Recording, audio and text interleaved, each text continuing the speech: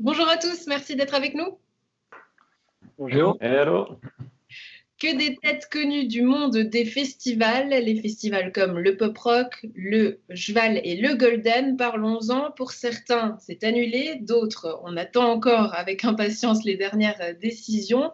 Le Golden, tout d'abord, vous étiez les premiers à annoncer ce coup dur. Comment vous avez vécu cette décision? Bah, assez tristement, ouais, c'est jamais évident de prendre une décision pareille. Après, il faut se rendre à l'évidence. On a eu beaucoup de difficultés à trouver des financements. Ouais, c'était pas facile. On est dans l'incertitude toujours par rapport au grand rassemblement. Même si on est un tout petit festival, on a quand même plus que 500 personnes. Et puis voilà, on voulait pas non plus faire prendre de risques à nos festivaliers, tout en sachant qu'on pouvait pas tenir des distances, les fameuses distances sociales dans cet espace, hein. Donc pour ces trois raisons, on a décidé d'annuler en sachant que c'était impossible de mener à bien déjà le chantier, d'engager des frais, etc. C'était pas possible pour nous. Il a fallu qu'on prenne cette décision. Même décision du côté du pop rock, un peu comme tout le monde, hein. Je crois que tout le monde a espéré jusqu'au bout. C'est toujours délicat de prendre une décision comme ça parce que on se rend compte quand on prend une décision comme ça qu'il y a plein de facteurs en fait qui se mettent en route tout d'un coup qu'on n'a pas l'habitude. Ça nous remet un petit peu,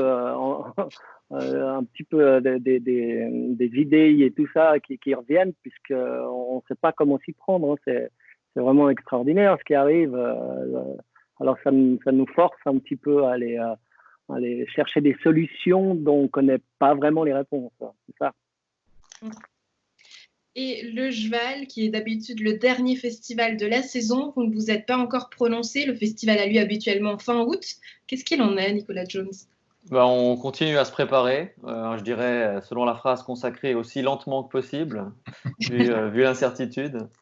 Mais voilà, on est dans l'attente de la décision du Conseil fédéral prévue fin mai et on va voir à partir de là. Mais c'est vrai que c'est extrêmement difficile de se projeter au-delà simplement de la question légale de combien de personnes pourraient éventuellement se réunir dans un même lieu.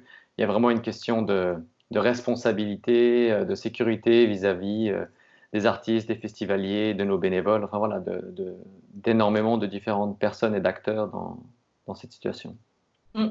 On vous présente toujours en tant que petit festival, même si vous n'avez plus rien à envier au plus grand. Mais en étant justement une plus petite structure, est-ce qu'on ne pourrait pas imaginer que vous repoussiez d'un mois, 2 mois, quelques mois le festival, Julien? Alors, c'est quelque chose qu'on avait envisagé de le reporter au mois de septembre. Encore une fois, on ne sait pas du tout mon avis, c'est vraiment l'incertitude totale. Et puis en septembre, on n'était pas tous disponibles pour faire ce festival. Il y a les vendanges, etc. Il y a un certain nombre de personnes clés qui travaillent au Golden Festival qui ne pouvaient pas se libérer au mois de septembre. C'était compliqué et puis finalement, on a préféré repousser cette date d'une année et puis se dire, on va bosser davantage, on va essayer de créer d'autres choses pour cette nouvelle édition l'année prochaine. On a un peu plus de temps devant nous, donc essayons de faire des nouvelles choses, des décors, etc. Enfin, on a plein d'idées dans la tête et puis on va se concentrer là-dessus pour qu'on fasse une merveilleuse 8e édition en 2021. Quand on voit les plus grands festivals annulés un par un, Paléo, Montreux Jazz, est-ce qu'on ressent finalement une certaine pression, Gianni? Est-ce que vous dites, finalement, nous aussi, on est obligé d'annuler parce que les plus grands ont annulé? Oui, il y a déjà, je pense, une autre problématique avec les gros festivals, c'est que nous, on a beaucoup moins de jours de montage et tout ça, donc ils doivent prendre des décisions déjà bien à l'avance. Si je parle du pop rock, nous, c'est une semaine de montage, hein, tout est sur place et tout, donc c'est pour ça qu'on s'est permis d'attendre la dernière minute. Je pense que la problématique entre les gros festivals comme ça et puis nous, justement, c'est les engagements du nombre de personnes. Parce que, comme disait Julien tout à l'heure, nous aussi, on avait prévu de repousser au mois de septembre. Donc, tu vois, on se serait retrouvé peut-être tous les festivals au mois de septembre aussi. C'est ça. Donc c'est compliqué. Mais par rapport aux grands festivals, je pense pas qu'on regarde par rapport à eux. On regarde vraiment par rapport à la situation, puisqu'il y avait encore avant toutes ces mesures, les moins de 1000 personnes. Après, eux, ils sont beaucoup plus que 1000. Nous, on est moins de 1000 personnes. Est-ce qu'ils allaient rouvrir la porte aux moins de 1000 personnes? Nous, on attendait plutôt ça par rapport au gros festival, en fait. Toutes ces mesures-là. Nicolas, c'est des décisions qui changent quasiment de jour en jour, d'heure en heure, mais jusqu'à quand est-ce que vous pouvez attendre pour prendre votre décision? On en parlait juste avant de commencer l'émission, pardon. En fait, nous, on devrait déjà prendre la décision maintenant parce que justement, on a des frais qu'on est sur le point d'engager pour réserver l'infrastructure, la scène et d'autres éléments. Donc, en fait, on devrait déjà y répondre à cette question maintenant. Alors, on se donne un peu de temps, justement, on s'aligne avec le Conseil fédéral fin mai, mais vraiment, ce sera extrêmement tendu, même si à ce moment-là, il venait y avoir quelque chose de réaliste qui se présentait. Mais une fois encore, même si légalement on est autorisé, il y a tellement d'autres questions qui tournent autour que c'est vraiment difficile d'imaginer si quelque chose peut avoir lieu. Est-ce que les artistes pourront voyager, sachant que certains viennent de l'international? Est-ce que les festivaliers voudront monter? Est-ce que nos bénévoles, on pourra garantir leur sécurité? Est-ce qu'ils voudront venir? Voilà, il y a énormément de questions qui tournent là autour et ce n'est pas évident aujourd'hui de se projeter, même juste pour la fin de l'été. Julien, vous nous parliez de trouver des solutions, en tout cas de continuer à travailler peut-être avec des idées, trouver des nouveaux décors. Je crois que du côté du pop-rock aussi, on a peut-être entendu déjà un petit peu parler de revenir avec des concerts durant l'année pour être un petit peu présent chaque jour. Julien, est-ce qu'on pourrait envisager ça, qui est une mini-édition du Golden, je ne sais pas, en hiver, en automne? Je pense pas qu'on va le faire. C'est aussi des choses. Forcément, il y a plein d'idées qui nous traversent l'esprit. Et puis, non, ça va être compliqué. Ça va être compliqué pour nous. On est vraiment une petite structure. Hein. On est 10 au comité, 10, 12. Et puis, c'est difficile, d'autant plus qu'on est gratuit. Donc là, il faut trouver des fonds, il faut trouver des sponsors. Les sponsors, ce sont les petites entreprises locales de la région. Hein. Et puis, eux, ils en souffrent particulièrement de cette épidémie. Donc, c'est compliqué pour nous. Financièrement, on ne peut pas. Il faut être réaliste. Gianni, pour le pop-rock, est-ce que d'autres idées pourraient venir durant l'année? Nous, la première chose qu'on s'est posée comme question, c'était comment profiter maintenant de ces mois qui nous attendent où on n'a pas ce travail à faire, en fait, et de ne pas gaspiller l'énergie et puis le temps qui nous est donné jusqu'à l'année prochaine. Donc, on a des partenaires, on les remercie, on a des bars, on a des magasins de musique, on a des choses comme ça, et on s'est posé la question de faire des showcases ou des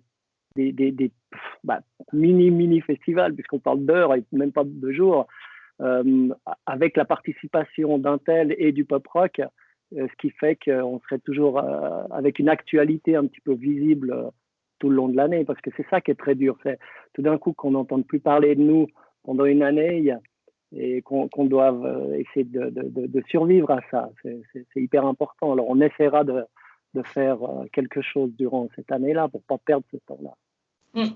Nicolas, une période qui n'est évidemment facile pour personne.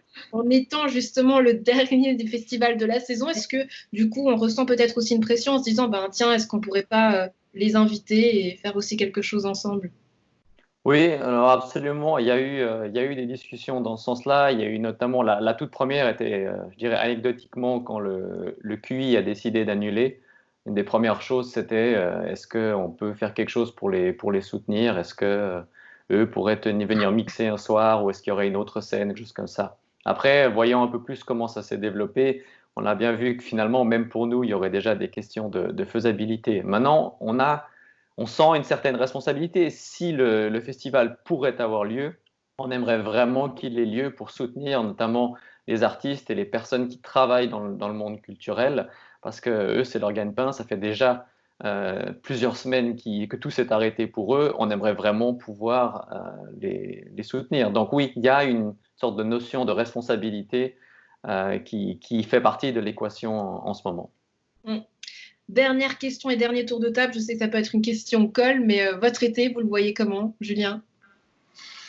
Je ne sais pas trop quoi dire.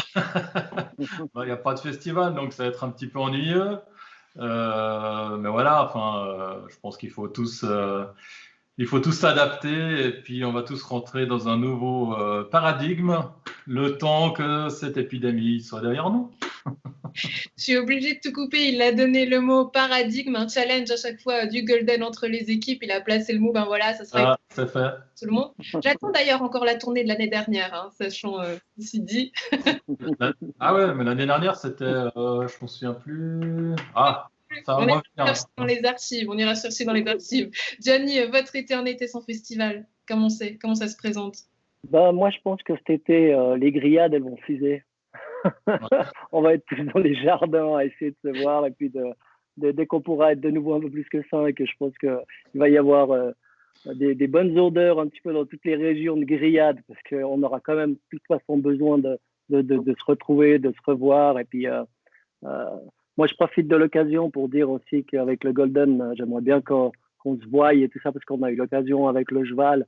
Et puis, justement, ce genre de structure entre nous, quand il arrive quelque chose comme ça, c'est tellement important d'échanger, tellement important de communiquer nos ressentis et puis de voir comment on pourrait s'entraider. Parce que maintenant, la grande force qu'on peut avoir, et, autant le Golden que le Pop Rock, c'est de soutenir maintenant le Jval, puis de dire que s'ils ont besoin d'un coup de main, en tout cas, ce qui nous concerne, le Pop Rock, ben, on sera là, ils peuvent compter sur nous, en fait. Ouais, c'est clair. Non, c'est une très super sympa à vous.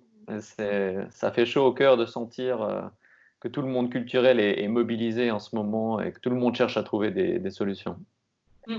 Voilà, merci beaucoup. Je vous propose qu'on termine sur ces belles paroles et on espère tous évidemment que la culture puisse revenir en force très rapidement. Merci à vous, messieurs, d'avoir été avec nous. Prenez soin de vous. Merci. Merci, tout le monde. Merci. bientôt. Ciao tout le monde. Ciao, ciao.